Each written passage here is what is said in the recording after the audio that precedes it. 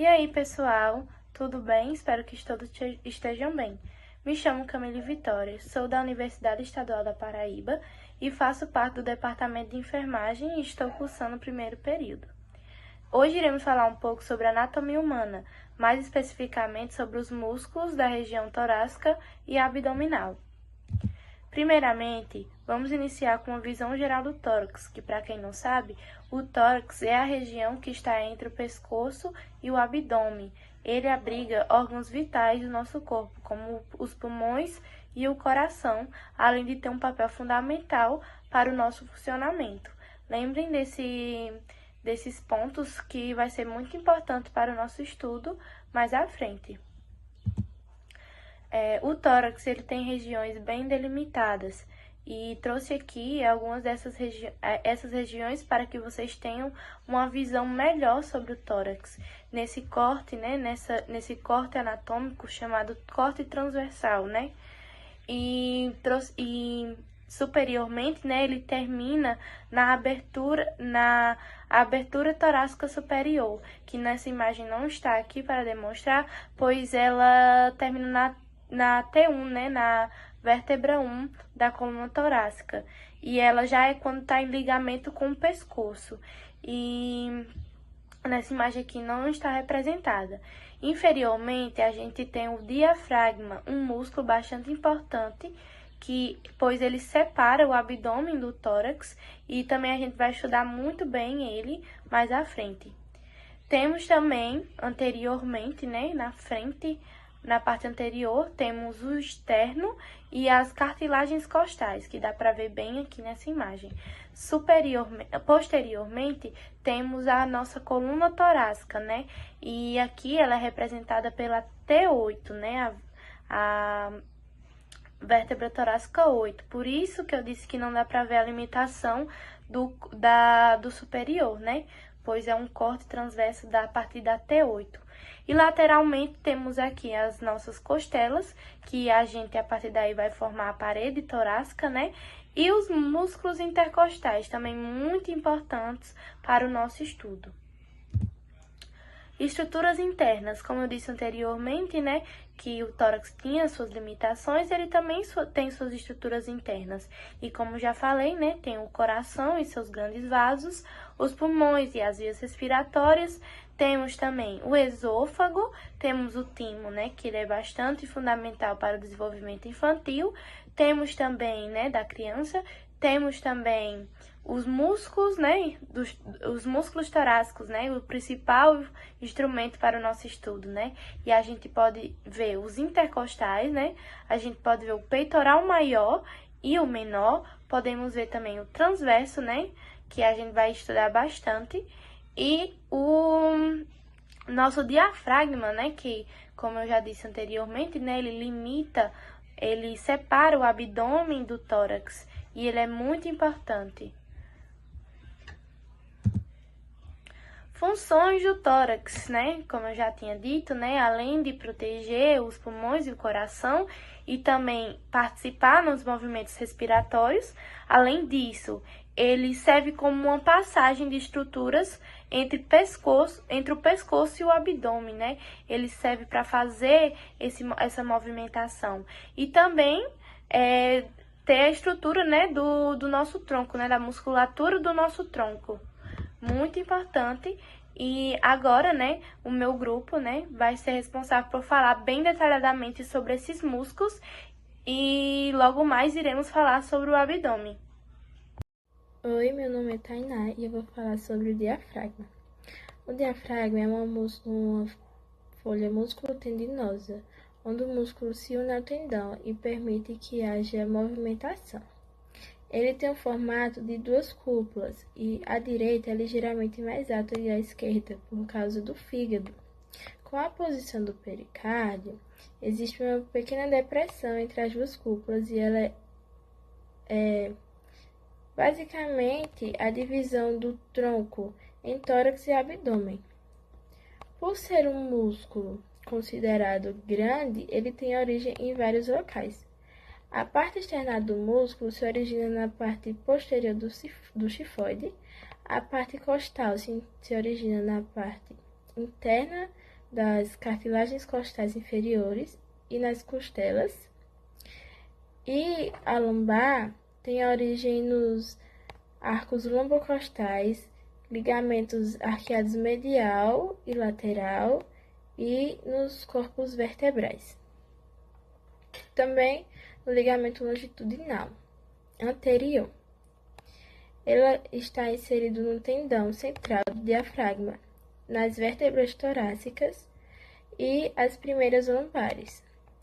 Tem como função principal a respiração, no controle da entrada e a saída de ar, que ocorre assim. A expiração, que é quando ele contrai, o músculo abaixa, aumenta a cavidade torácica para a entrada de ar. E a expiração é quando o diafragma relaxa, sobe e diminui a cavidade torácica, expulsando o ar. Ele também tem outras funções, ele ajuda na pressão abdominal, no trabalho de parto, quando há a expulsão do bebê, para fazer xixi, para defecar. E ele também auxilia para estabilizar a coluna vertebral, porque quando ele é ativado, quando a gente carrega peso, e faz com que o abdômen e o músculo da coluna se contraiam, e assim ele diminui a carga sobre a coluna e a lombar. A inervação vem dos nervos frênicos, que ele vai passar pela abertura da veia cava e é responsável pelos comandos motores, que é aquele que permite movimentação, e também os nervos intercostais, que são responsáveis pela inervação sensitiva, é aquele impulso nervoso que transmite sensação, como dor e temperatura. Já na vascularização sanguínea, ela é muito rica, e na parte das artérias tem a vascularização mediastinal, posterior, e ela deriva da mamária interna, e também tem a artéria frênica superior, que ela deriva da aorta abdominal. Já no plano das veias, tem o sistema venoso, que é anexo ao sistema arterial e que leva para a veia cava inferior e as veias mamárias internas.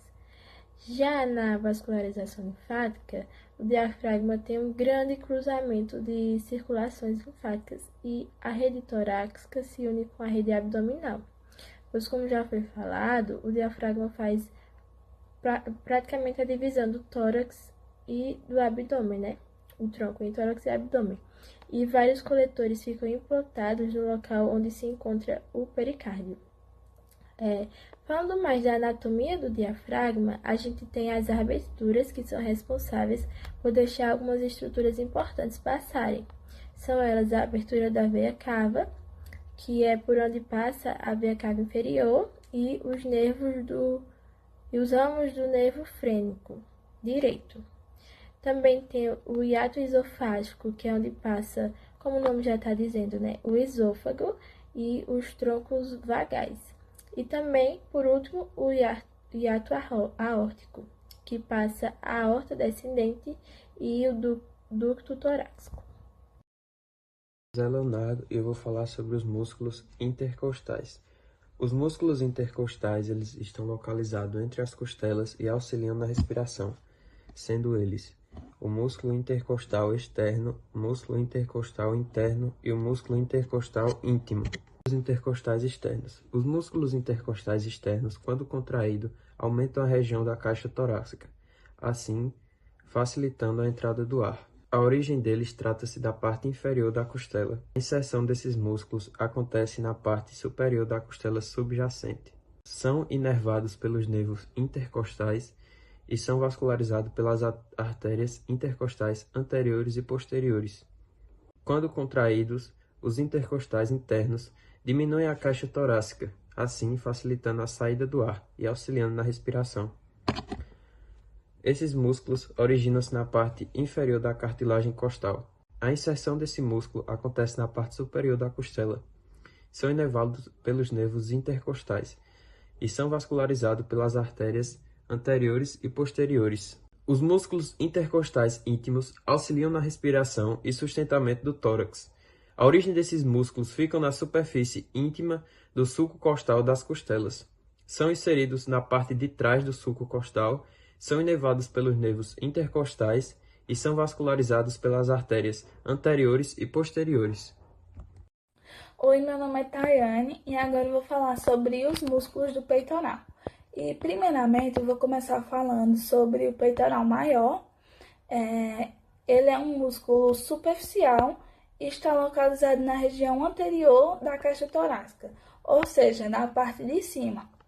Ele tem um formato largo e achatado e se encontra abaixo do tecido mamário e se estende da parte superior do tórax até o úmero. O peitoral maior ele possui uma origem ampla e essa origem são divididas em 3 partes distintas: a parte clavicular, a parte esternocostal e a parte abdominal. A parte clavicular ela tem origem na superfície anterior da metade medial da clavícula.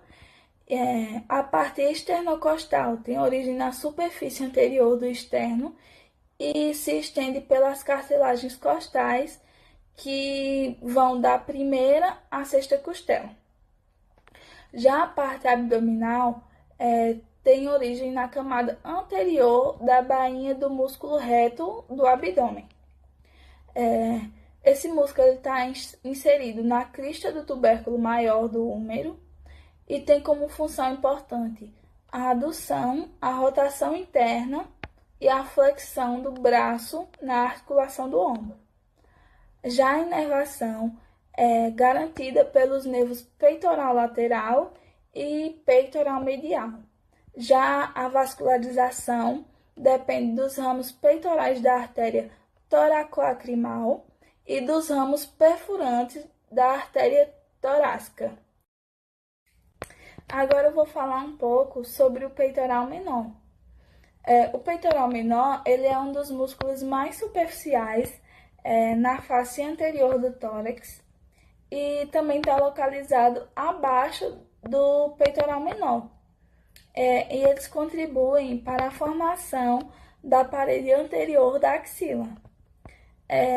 Esse músculo ele tem origem na superfície anterior das terceiras, quarta e quinta costelas, com a contribuição da fáscia, que é uma lâmina de tecido fibroso que cobre os espaços intercostais. A inserção desse músculo acontece no processo coracoide da escápula e ele tem como função auxiliar na protração da escápula e também atua como um músculo acessório durante a respiração. A inervação desse músculo é realizada pelo nervo peitoral medial e com a ajuda parcial do nervo peitoral lateral. E já a vascularização, ele recebe ramos peitorais da artéria toracoacrimal e ramos perfurantes da artéria torácica interna. Já para a vascularização linfática, é realizada pelos linfonodos peitorais. Olá pessoal, eu me chamo Ana Clara e hoje vou apresentar para vocês algumas informações importantes acerca do músculo subclávio. Esse músculo que também pode ser chamado de subclavicular e recebe essa nomenclatura justamente pela sua localização de estar inserido abaixo da clavícula. Ele é um músculo bem pequeno, localizado próximo à primeira costela e também à região do manúbrio do externo, fixado abaixo da clavícula. Ele tem a função principal de manter a estabilização ativa da clavícula, do ombro e da porção dos membros superiores.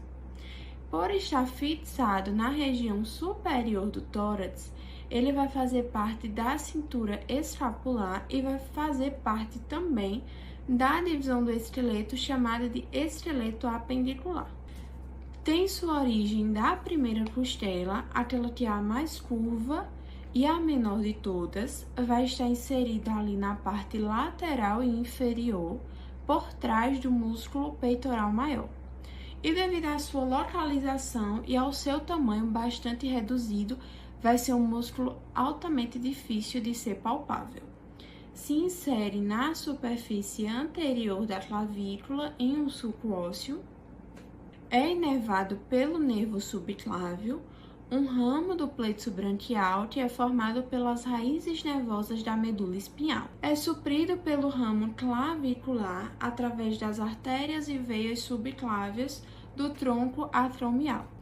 Não possui movimentos amplos, mas sua principal função vai ser garantir ali a estabilidade da região do círculo superior do tórax, permitindo a estabilização da clavícula e os movimentos dos membros superiores, principalmente dando ênfase aos movimentos rotacionais. Além disso, vai ser importante para a proteção da vascularização sanguínea e dos nervos que passam ali pelo aquele local. A vascularização linfática vai ser realizada a partir de grupos terminais de linfonodos axilares que vão se unir para formar o tronco subclávio. Já o músculo serrátil anterior vai ser um músculo localizado na parede lateral do tórax, entre a primeira e a oitava costela, sendo facilmente palpável na região entre os músculos peitorais, e em corpos atléticos ele vai ser facilmente palpável e visível na região abaixo das axilas. Se origina da primeira à oitava costela, na região ali da parede lateral do tórax, na parte posterior da escápula. E por ter um tamanho bastante alongado, pode ser dividido em 3 regiões: região anterior, intermediária e inferior. Se insere na borda e superfície anterior da escápula. A inervação é feita pelo nervo torácico longo, um ramo do plexo braquial formado a partir das raízes das vértebras cervicais e suprido pelas artérias torácicas superiores e laterais. Tem como principal função manter os movimentos de abdução da escápula, lhe ajudando a se fixar próximo às costelas. Também influencia nos movimentos de elevação do braço e auxilia na inspiração. Não possui vascularização linfática direta, então os vasos linfáticos vão direcionar para os nódulos linfáticos torácicos e axilares. Já os músculos subcostais vão ser músculos delgados que vão estar intrínsecos na musculatura interior da parede torácica superior. Se originam da superfície interna de uma costela, podendo inclusive se fundirem com os intercostais. Vão estar inseridos na superfície interna da segunda ou terceira costela, abaixo da sua origem. Sua inervação é levada a partir dos nervos intercostais e vascularizada pelas artérias da parede do tronco, drenada pelas veias intercostais posteriores. Sua principal função é puxar as costelas, comprimindo assim os pulmões e fazendo parte da expiração forçada. Sua vascularização linfática acontece principalmente através da coleta de linfa levada por ductos linfáticos. Esses ductos vão seguir o trajeto das artérias intercostais posteriores e das artérias subcostais.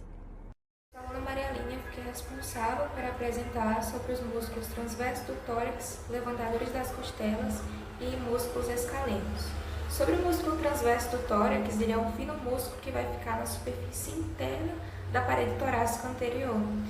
E sua função é puxar as cartilagens costais caudalmente, ou seja, para baixo, auxiliando assim no processo de expiração, que é essa saída de ar pelos pulmões.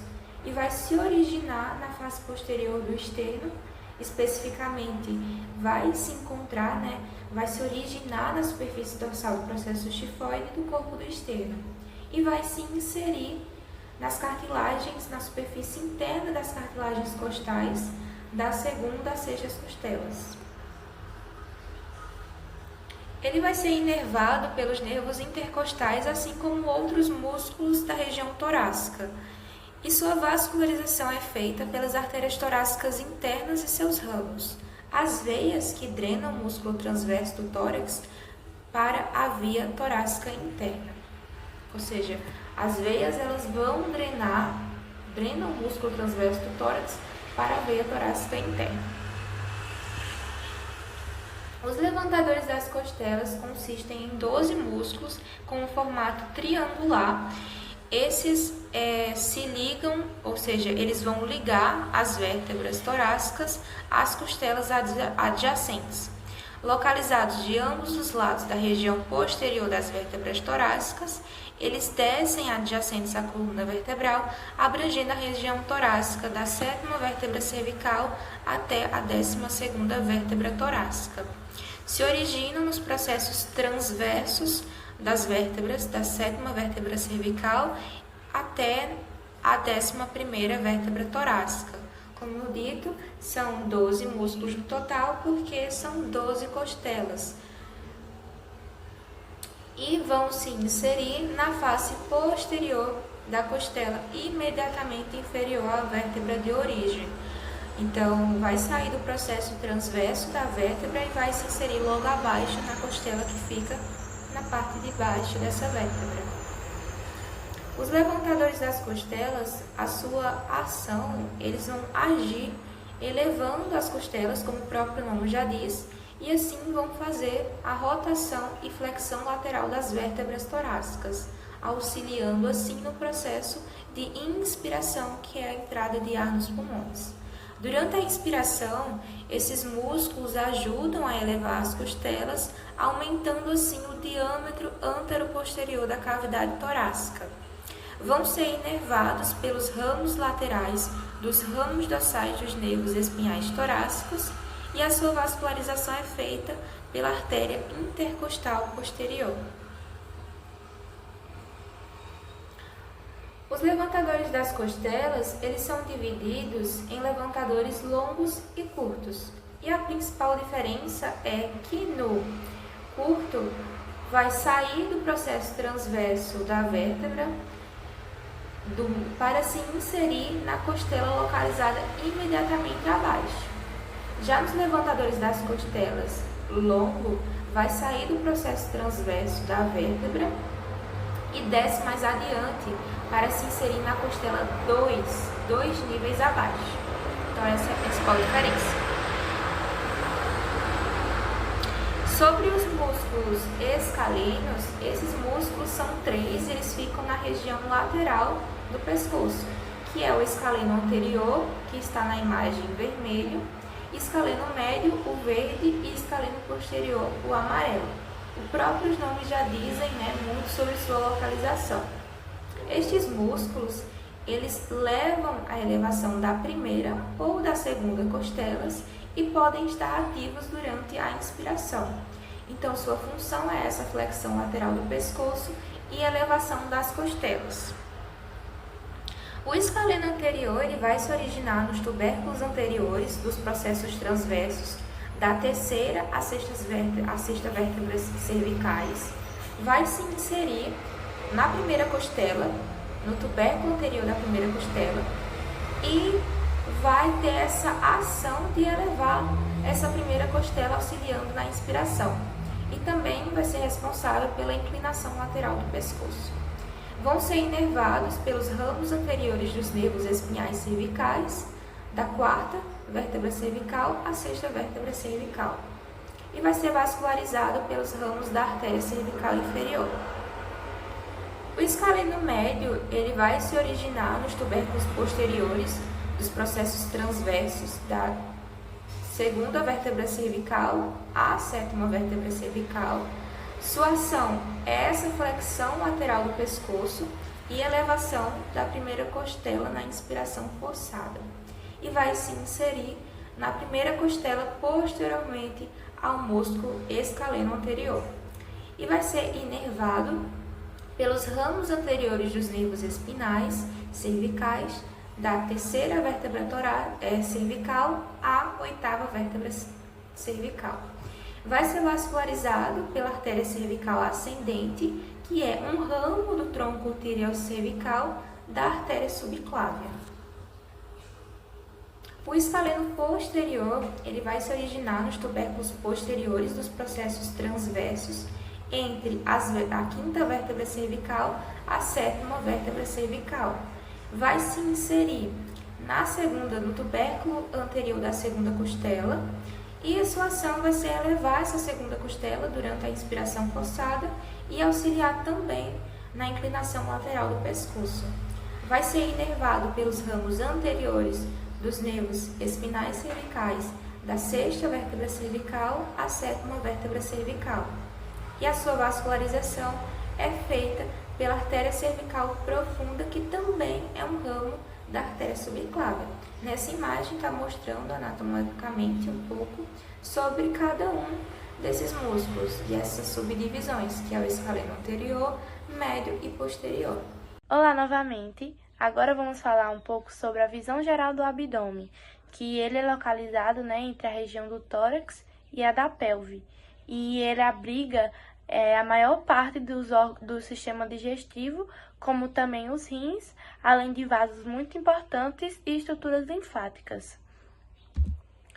Bom, o abdômen ele é bem delimitado, onde superiormente a gente vai ter o diafragma, Espero que vocês já estejam bem entendidos desse músculo, Porque como eu já tinha dito, e creio eu que as meninas também apresentaram, e explicaram de forma muito mais detalhada, Que ele é um músculo respiratório, e separa o abdômen com o tórax, do tórax, Inferiormente temos a abertura pélvica. Anterior ou lateralmente temos a parede abdominal e posterior temos a coluna lombar, que a gente não pode ver aqui nessa imagem, pois como ele está por trás, posteriormente, a gente não tem como ver, mas não se preocupe, pois iremos ver bem detalhadamente. A divisão do abdômen, Para facilitar o estudo clínico e anatômico do abdômen, foi dividido por regiões, e essas regiões funcionam por 4 quadrantes ou em 9 regiões, onde vou explicar aqui para vocês. A divisão em quadrantes, ela funciona por superior, inferior, direito e esquerdo. Bem fácil de entender. Aqui, nessa imagem a gente pode entender bem que, superior, inferiormente, direito, esquerdo, superior direito, superior esquerdo, inferior direito, inferior esquerdo. Então, bem fácil de entender e se aperfeiçoar no assunto, da divisão. Logo mais, temos a divisão em 9 regiões, que é um pouco mais complexa, porém muito interessante. Podemos analisar aqui que no abdômen a gente é dividido por 9, 9 números, 9 pontinhos. E bem fácil de analisar também. Vendo aqui, nesse número 2, que é representado pelo número 2, a gente tem o epigástrio, O epigástrio ao meio. E bem ao seu lado, aqui, representado pelo número 1 e 3, temos o hipocôndrio direito e o hipocôndrio esquerdo. Logo mais abaixo, representado pelo número 5, nós temos o mesogástrio, que ao seu lado temos o flanco direito e o flanco esquerdo, representado pelo número 4 e 6. Mais abaixo temos o número 8, que ele é o hipogástrio, que ao seu lado nós temos a fossa ilíaca direita e a fossa ilíaca esquerda. Bem interessante de entender, pois a partir dessas divisões elas irão ajudar na localização de órgãos ou sintomas, como por exemplo a dor abdominal, a ser encontrada, ou resolvida de uma forma mais eficaz, uma forma mais rápida. Estruturas internas, Como eu trouxe para vocês as estruturas internas do tórax, achei bem interessante também trazer a do abdômen. E ele, como ele compõe o sistema digestivo, temos também, os órgãos digestivos, como o estômago, o fígado e os intestinos. Temos também os rins e as glândulas suprarrenais. Temos a aorta abdominal e a veia cava inferior. Temos os músculos da parede abdominal, que é o principal aqui para interessante do nosso estudo realmente, E também, os gânglios, e tudo mais, e suas outras estruturas. Funções do abdômen, O abdômen, ele não é só apenas para guardar os órgãos ou proteção dos órgãos, né? Apesar que eu coloquei, né, que suas funções é proteção dos órgãos internos, obviamente, mas ele também atua na compressão de várias funções, como participar na respiração, também na micção e na evacuação, além de ser muito importante para a digestão e a absorção desses nutrientes a partir desses órgãos, além de também ele ser muito importante para suportar a postura, né, nossa postura do corpo e, consequentemente, né, a movimentação. E a partir dessas funções, desses detalhes básicos que mostrei para você agora, vamos falar bem detalhadamente nos próximos slides, né? Tenho certeza que vocês vão sair daqui entendendo tudo sobre os músculos abdominais e os torácicos também. Meu nome é Claudiane Barbosa e eu irei falar agora sobre o músculo reto abdominal. O músculo reto são um par de músculos retos e longos localizados verticalmente no abdômen, né? Esse par de músculos aqui. Eles são separados por essa linha que a gente consegue ver, chamada de linha alba, tá? Quando uma pessoa tem baixa porcentagem de gordura, né, e o abdômen dela é fortalecido, a gente consegue identificar alguns gominhos. Esses gominhos é o reto, né, o famoso tanquinho. Esse músculo, ele é um músculo poligástrico, tá? Que tem vários ventres musculares. E eles são separados por estruturas tendíneas, que são essas divisões que a gente consegue ver aqui, que eu estou mostrando aqui, apontando. Essas divisões são chamadas de intersecções tendíneas. A principal função desse músculo é a flexão do tronco, tá? E ele também auxilia na compressão do abdômen. E também ele é muito importante na expiração forçada. Bom, gente, a origem desse músculo, ela se dá lá no osso pubis, tá? A inserção no processo tifoide do osso externo e também nas cartilagens costais. A inervação desse músculo, ela se dá nos nervos intercostais e subcostais. A vascularização sanguínea, ela é proveniente da artéria epigástrica, tanto superior quanto inferior. E a vascularização linfática desse músculo, ela envolve um sistema superficial que deriva para os linfônodos inguinais superficiais e ilíacos externos. Agora eu vou falar sobre o músculo piramidal, que ele também é conhecido como piciforme. Ele é pequeno, bilateral, ou seja, ele está disposto em par, um de cada lado do corpo, é plano e alongado. Está localizado na parede abdominal anteroinferior e lateral à linha mediana. Ele se situa na frente da bainha do reto abdominal e possui uma forma triangular. Um adendo é que ele também, ocasionalmente, apresenta forma quadrangular. O músculo piramidal se origina de fibras tendíneas do ligamento púbico anterior, entre a sínfise púbica e o tubérculo púbico. Ele está inserido na linha alba, por meio de uma série de feixes tendinosos entre o umbigo e a púbia. É inervado pelo nervo subcostal, que é o ramo anterior do nervo espinal do abdômen e que fornece inervação motora para o músculo e permite que ele se contraia. Tem várias funções também, como tensionar a linha alba, sustentar a parede abdominal e também auxilia na respiração forçada e defecação. A sua vascularização sanguínea se dá por ramos da artéria epigástrica inferior. Já a vascularização linfática é por meio dos linfonodos ilíacos comuns, os ilíacos externos, internos e sacrais. E agora eu vou falar sobre os músculos oblíquos, começando pelo músculo oblíquo externo. Ele é um par de músculos localizado nas regiões laterais da parede abdominal e, juntamente com o reto abdominal e o músculo piramidal, ele forma a parede abdominal anterolateral.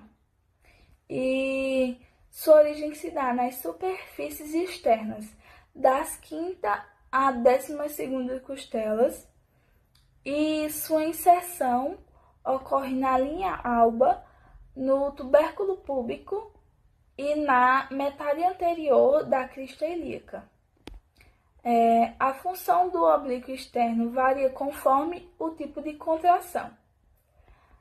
Na contração bilateral, ele atua na flexão do tronco, compressão das vísceras abdominais e também auxilia na expiração.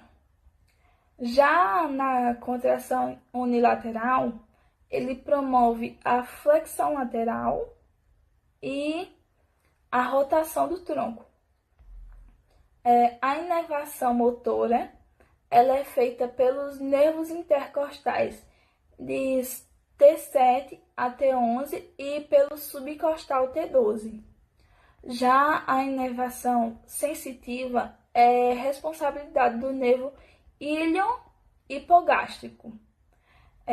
Já quanto à vascularização sanguínea, o oblíquo externo ele recebe sangue das artérias intercostais posteriores, da artéria subcostal e da artéria ilíaca circunflexa profunda.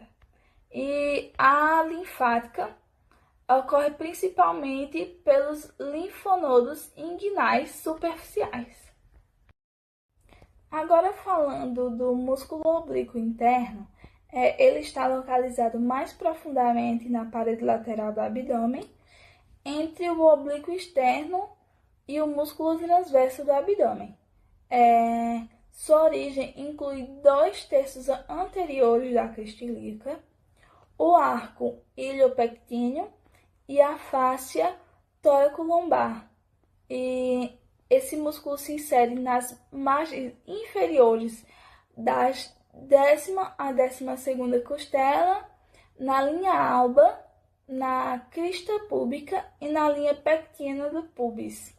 E tem como função, quando contraída bilateralmente, auxiliar na flexão da coluna vertebral e também na respiração.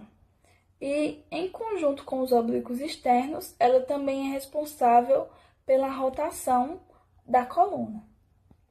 Já a sua inervação é feita pelos nervos intercostais T7 a T11, pelo nervo subcostal T12 e também os nervos ilio-hipogástrico e o ilho inguinal, que ambos derivam de L1. Já a vascularização sanguínea, ele é irrigado pelas artérias intercostais posteriores, inferiores subcostais, epigástricas e além das artérias circunflexas, superficiais e profundas das artérias lombares posteriores.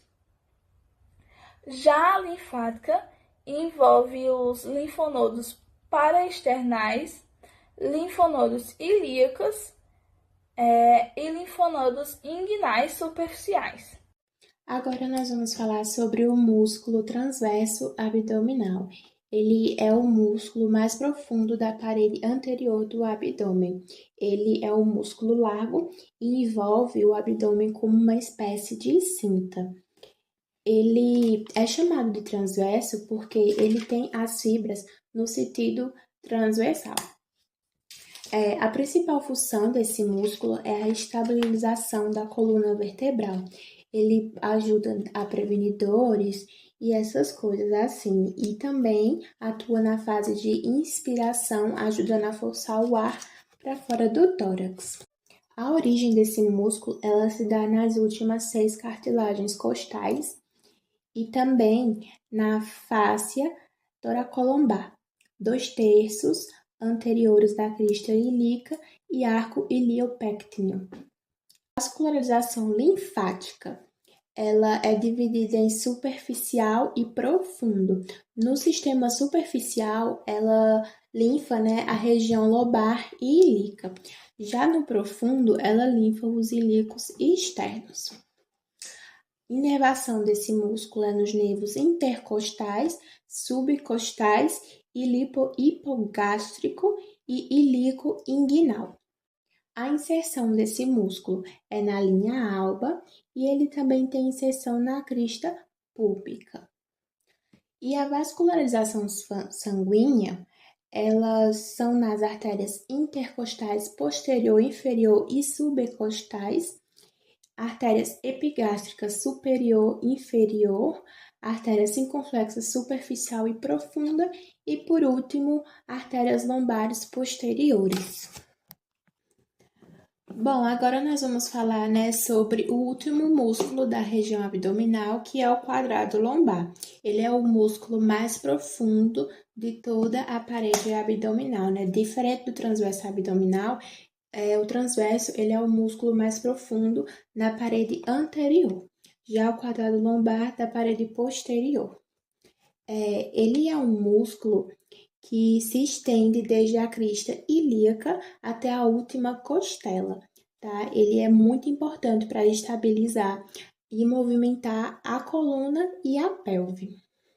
A origem desse músculo é lá na crista ilíaca e ligamento iliolombar, e a sua função é a contração bilateral e unilateral. Na bilateral, ele fixa a 12 costelas durante o processo de inspiração e na unilateral, na flexão do tronco. A inserção desse músculo, ela vai estar lá na costela número 12, né? E transverso das vértebras lombares. A inervação é o nervo subcostal e ramos anteriores dos nervos espinais. A vascularização linfática, ele linfa lá as lombares direita, esquerda e intestinal, e a vascularização sanguínea é as artérias lombar, sacral mediana, iliolombar e subcostal. E assim finalizamos os músculos da região torácica e abdominal, né? Agradecemos pela atenção de todos.